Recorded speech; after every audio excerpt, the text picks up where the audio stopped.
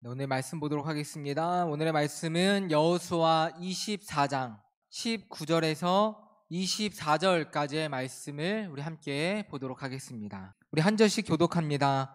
여호수아가 백성에게 이르되 너희가 여호와를 능히 섬기지 못할 것은 그는 거룩하신 하나님이시요 질투하시는 하나님이시니 너희의 잘못과 죄들을 사하지 아니하실 것임이라.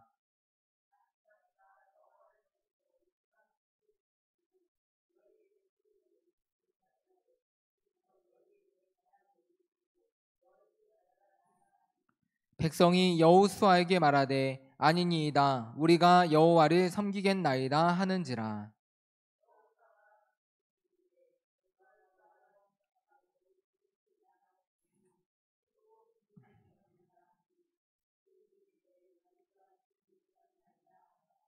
여호수아가 이르되 그러면 이제 너희 중에 있는 이방 신들을 치어버리고 너희의 마음을 이스라엘의 하나님 여호와께로 향하라 하니 백성이 여호수아에게 말하되 우리 하나님 여호와를 우리가 섬기고 그의 목소리를 우리가 청종하리이다 하는지라. 아멘. 성경은 하나님의 말씀입니다. 아멘. 하나님께로 갈 날이 다가온 여호수아는 온 백성들을 불러 모았습니다. 그는 하나님께서 아브라함을 통해 약속하신 바를 신실하게 이루셨음을 고백하며 백성들에게 이와 같이 할 것을 요구하였습니다. 여호수아 24장 14절의 말씀입니다. 그러므로 이제는 여호와를 경외하며 온전함과 진실함으로 그를 섬기라. 너희의 조상들이 강 저쪽과 애굽에서 섬기던 신들을 치워버리고 여호와만 섬기라. 여호수아는 조상에게 하신 약속을 지키시고 이루신 하나님만이 참신이 되시기에 세상 우상들을 모두 치워버리고 오직 여호와 하나님만을 섬길 것을 요구하였습니다. 여호수아의 요구에 백성들은 우리 가운데 큰 일을 행하시고 여기까지 인도하신 하나님을 우리가 결탄코 버리지 않을 것이라고, 우리가 다른 신들을 섬기지 않겠다라고 결단하며 대답했습니다. 근데 백성들의 이와 같은 굳은 결단을 들은 여호수아가 이와 같은 말씀을 하는 것이었습니다. 오늘 본문 19절의 말씀입니다. 여호수아가 백성에게 이르되 너희가 여호와를 능히 섬기지 못할 것은 그는 거룩하신 하나님이시요 질투하시는 하나님이시니 너희의 잘못과 죄들을 사하지 아니하실 것임이라. 아멘. 여호수아는 우리가 여호와만을 섬기겠다고 결단하는 백성들에게 너희가 여호와를 능히 섬기지 못할 것이라고 말씀하고 있습니다. 왜 여호수아는 백성들에게 이러한 말씀을 하고 있는 것입니까? 여호수아는 광야에서 이스라엘 백성들이 얼마나 자주 그 마음이 바뀌었는지를 보게 되었습니다. 뭔가 일이 잘 되는 것 같을 때에는 하나님을 소리 높여 찬양하고 하나님만을 잘 섬기겠다고 결심했지만 일이 내 뜻대로 잘 풀리지 않을 때에는 금세 마음이 변하여서 하나님을 버리고 우상을 섬기는 모습들을 여호수아는 여러 차례 경험했던 것입니다.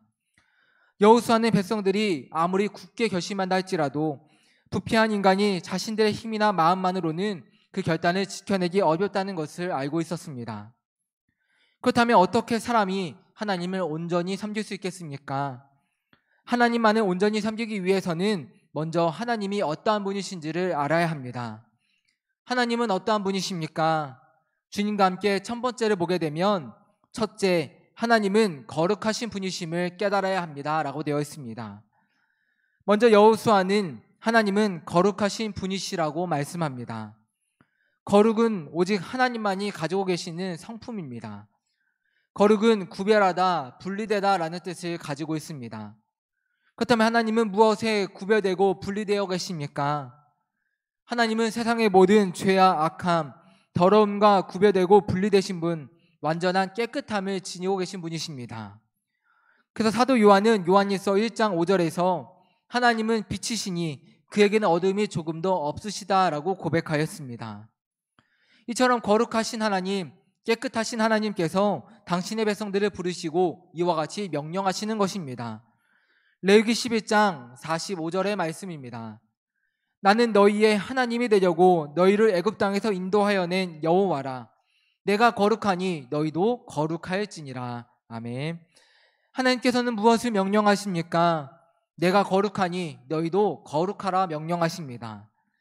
거룩은 하나님께서 당신의 백성들에게 주시는 사명입니다. 즉 거룩은 해도 그만 안 해도 그만의 문제가 아니라 하나님을 믿고 섬기는 백성들이라면 반드시 지켜야 할 명령인 것입니다. 그러므로 하나님의 백성들은 하나님께서 주신 이 명령을 늘 마음에 담고 거룩한 삶을 위해 힘써야만 합니다. 그런데 이사야 시대 이스라엘 백성들을 보면 어떠합니까? 거룩한 삶을 통해 하나님을 섬기는 것이 아닌 다른 방식으로서 하나님을 섬기고자 하였습니다.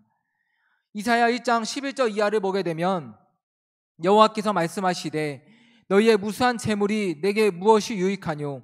나는 순양의 번제와 살찐 짐승의 기름에 배불렀고 나는 숫송아지나 어린 양이나 순념새 피를 기뻐하지 아니하노라.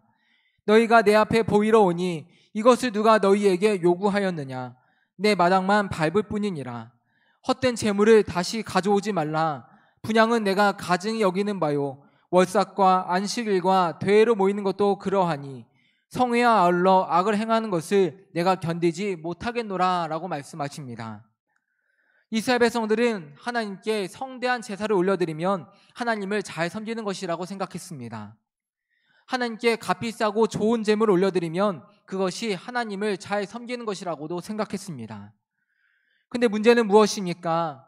이처럼 성대하게 제사를 올려드리고 값비싸고 좋은 제물은 드렸으면서 정작 그들의 삶은 거룩과는 거리가 먼 삶, 악을 행하는 삶을 살아가고 있었다는 것이 문제였던 것입니다. 이 하나님께서는 말씀하십니다. 너희의 무수한 재물이 내게 무엇이 유익하냐? 누가 너희에게 이러한 것들을 요구하였느냐?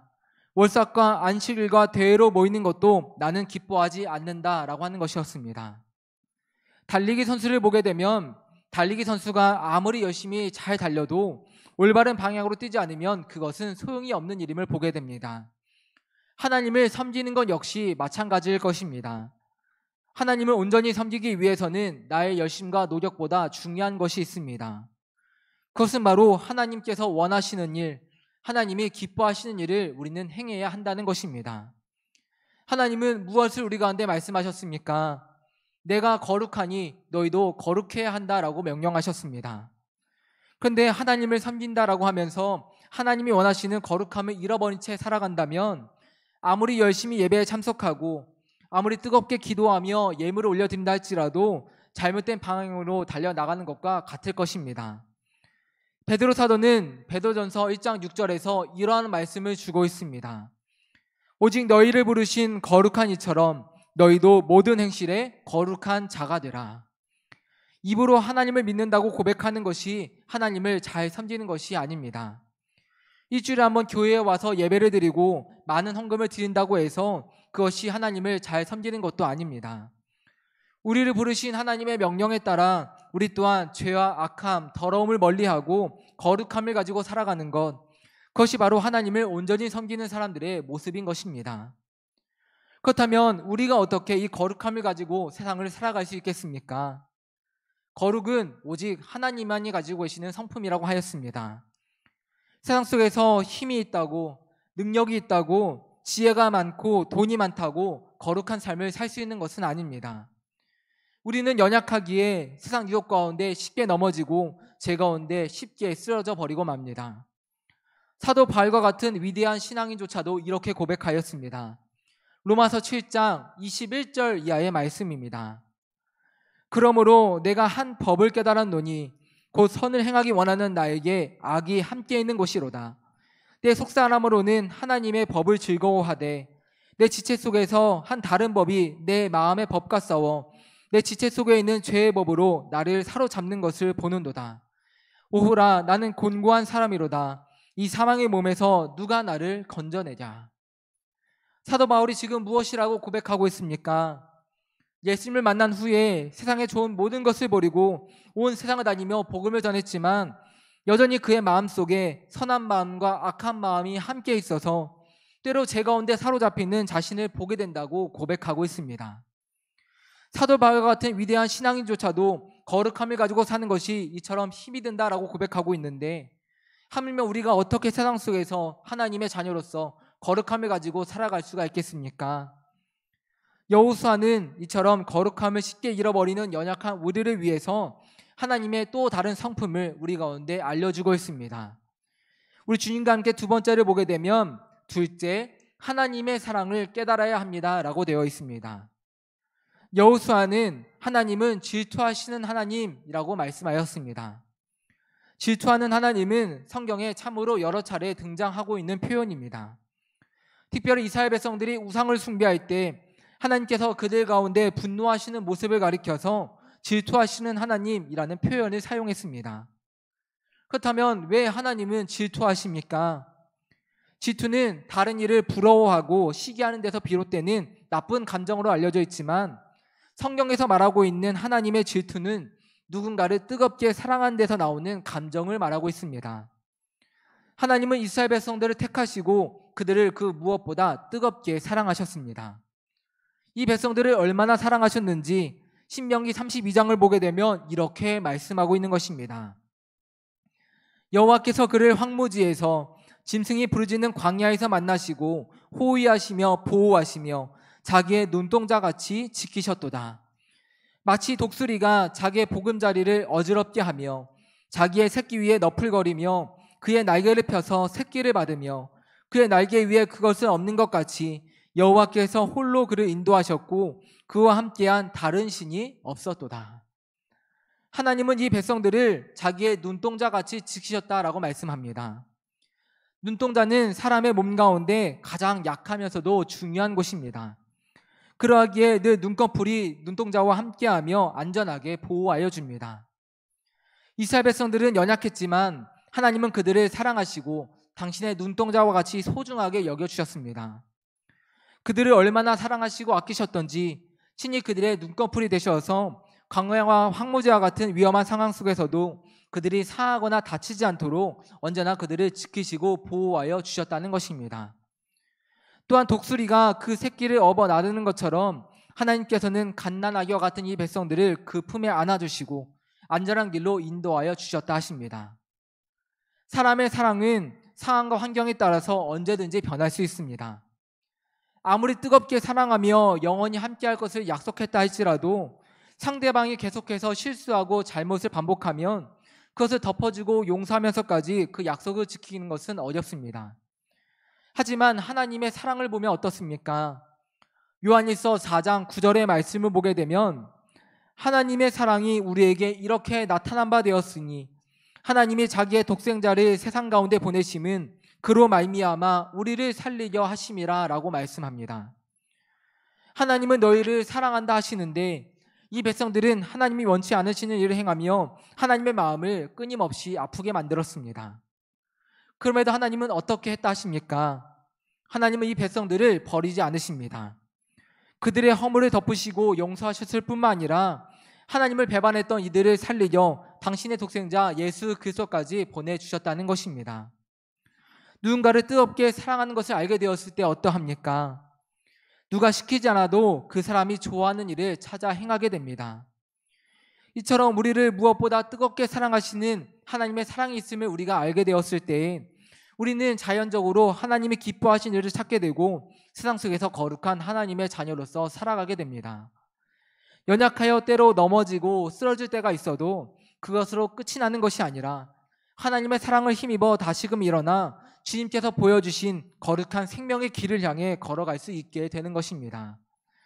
주님과 함께 결론을 보게 되면 고백과 삶이 일치되는 결단이 있어야 합니다 라고 되어 있습니다. 여호수아 24장 24절의 말씀입니다. 백성이 여호수아에게 말하되 우리 하나님 여호와를 우리가 섬기고 그의 목소리를 우리가 순종하리이다 하는지라. 주님과 함께 빈칸에 들어갈 말 순종이라는 말입니다.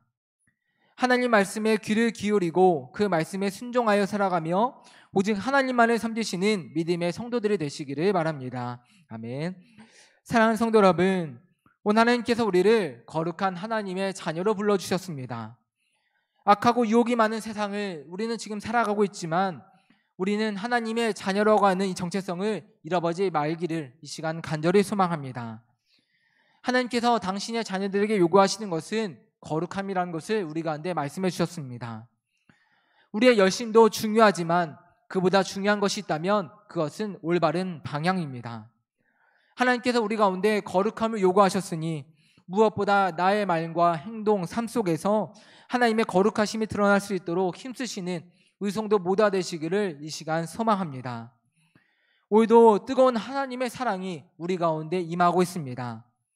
세상 속에서 하나님의 자녀로 살아간다는 것이 때로 힘이 들 때가 있고 어려울 때도 있지만 우리를 눈동자와 같이 사랑하여 주시는 하나님, 당신의 독생자 예수님을 보내시기까지 사랑하시는 그 하나님의 크신 사랑이 우리 가운데 임하고 있음을 여러분 기억하시기를 바랍니다.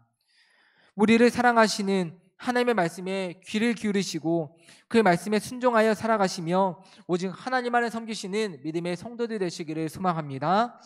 그래야 거룩하신 하나님의 자녀로서 하나님을 기쁘시게 하며 살아가는 우리 성도 모두의 삶이 되시기를 이 시간 간절히 소망합니다. 아멘.